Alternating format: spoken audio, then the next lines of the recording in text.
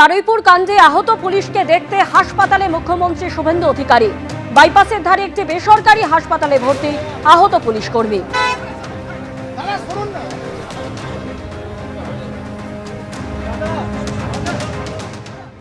আমাদের অনেকগুলো পুলিশকেই ইনজোর্ড করেছিল এরা, প্রত্যেককে অ্যারেস্ট করব। এখানে রবীন্দ্রনাথ আরএন টেগোরে একজন ছিলেন লেডি, আরেকজন ট্রিটমেন্ট করে বেরিয়ে গেছেন, ইনি অ্যাডমিশন আছেন, এনার ভালো চোট আছে, ওটি হবে কালকে। আমি আমার কনস্টেবল ভাইকে বলে এলাম, সরকার আছে সাথে।